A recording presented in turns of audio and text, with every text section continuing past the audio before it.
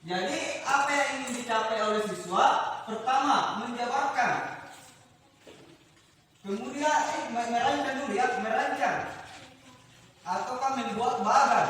Setelah membuat bagan baru menjabarkan. Nah, setelah dijabarkan itu bagan baru disimpul. Nah, apa yang disimpulkan itu di atas. Nah, apa yang ingin dicapai atau tujuannya? Pertama, jadi siswa mampu merancang bagan ketentuan pernikahan dalam Islam. Kemudian yang kedua, menjabarkan bagan tersebut. Kemudian yang ketiga, menyimpulkan.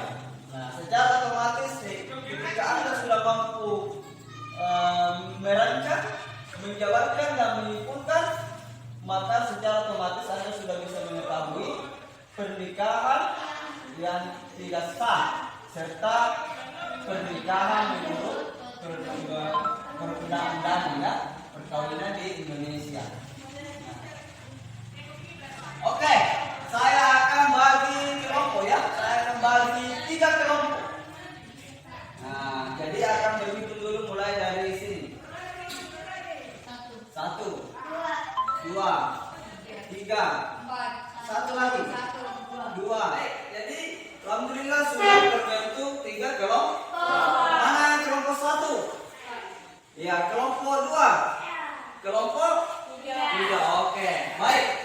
Jadi selanjutnya saya akan kasih Anda tugas kelompoknya adalah itu tadi, yaitu merancang, menjabarkan dan menyimpulkan. Nah, apa yang disimpulkan itu tadi di atas, yaitu pernikahan yang tidak sah.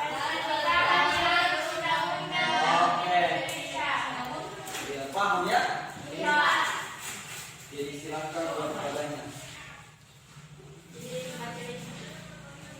Oke, saya kasih waktu 20 menit dari sekarang. Yang pertama,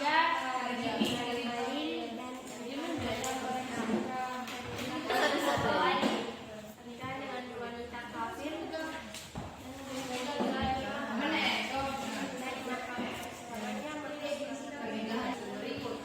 Yang pertama, pernikahan orang yang ihram. Yang keempat, pernikahan dalam masa iddah. Yang kelima, pernikahan tanpa wali. Keenam, pernikahan dengan wanita kafir selain wanita. Waalaikumsalam warahmatullahi wabarakatuh. Perkenalkan, nama saya Ramadhani, perwakilan dari kelompok 3. Dari pembelajaran yang pertama itu pernikahan yang tidak sah. Pernikahan yang tidak sah dilarang oleh Rasulullah SAW adalah sebagai berikut. Pernikahan mut'ah, yaitu pernikahan dibatasi pada waktu tertentu, baik sebentar maupun lama. Yang pertama, pernikahan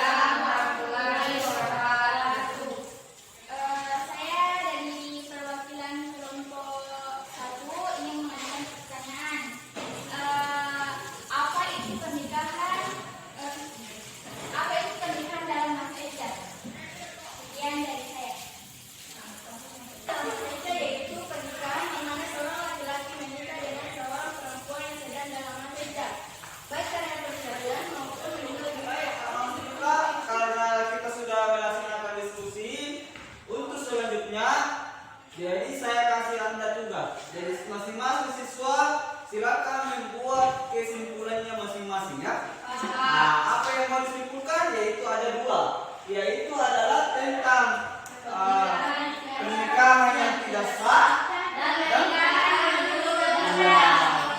oke, jadi silakan buat kesimpulannya masing-masing siswa. Saya kasih waktu 15 menit. Iya. Jadi pernikahan yang tidak sah. Ada beberapa pernikahan yang tidak sah. Pertama misalnya ada pernikahan sigar, yaitu pernikahan yang dengan persyaratan barter atau menukar tanpa ada mahar. Jadi misalnya menikah dengan hanya menukar saja tanpa ada mahar. Sementara mahar itu adalah syarat sahnya pernikahan. Jadi ini tidak sah ya, tidak boleh menikah dengan pernikahan yang seperti ini. Yang kedua, ada namanya pernikahan muhallil, yaitu wanita yang telah ditalak 3 oleh suaminya karena diharapkan untuk rujuk kepada. Contoh, seorang suami sudah menalak istrinya sampai talak 3. Nah itu sudah tidak boleh lagi rujuk kembali, tidak boleh dinikahkan lagi. Itu sudah tidak sah. Makanya kalau sudah ditalak 3 maka tidak boleh lagi ada hubungan antara suami dan istri karena sudah dinyatakan berpisah.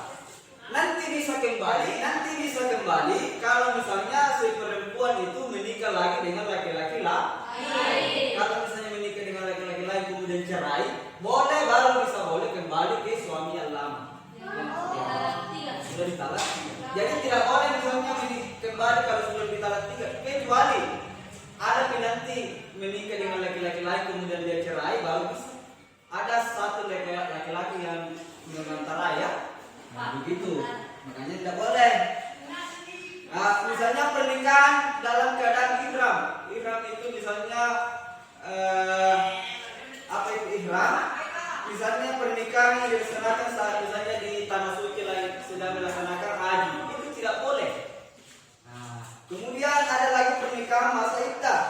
Di mana belum di saatnya itu perempuan menikah karena masih iddah, apakah iddah karena selesai dia ditalak suaminya ataukah iddah karena suaminya meninggal. Itu tidak boleh menikah sebelum selesai masa iddah. Ataukah menunggu ya? Tidak boleh menikah kalau misalnya meninggal di suaminya, ini besok menikah, tidak boleh. Menunggu lagi beberapa bulan, 2 bulan masa iddahnya. Baru boleh. Nah, itulah pernikahan nikah baru diadu walinya itu tidak sah. Kemudian ada lagi menikah dengan orang kafir. Misalnya kita seorang muslim kemudian menikahi orang non, itu tidak boleh, tidak sah. Kecuali dia masuk Islam dulu baru kita nikahi. Begitu, itu namanya pernikahan yang tidak sah. Jadi alhamdulillah pada hari ini sudah selesai semua rangkaian kita pembelajaran kita. Selanjutnya kita akan evaluasi. Jadi ada lembar kerja peserta didik ya. Jadi kita akan evaluasi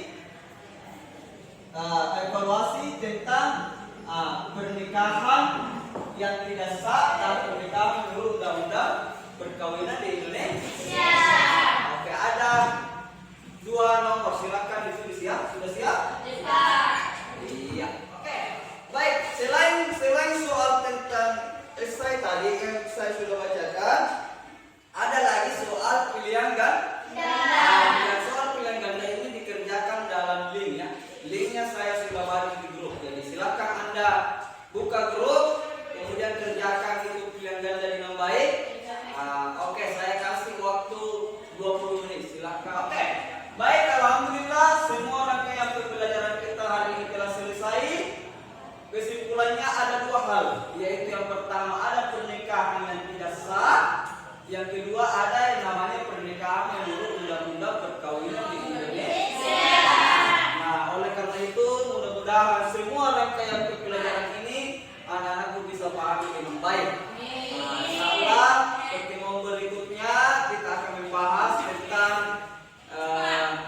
talak ya, pernikahan yang berakhir dengan kita sebut dengan talak. Oke, sekian untuk hari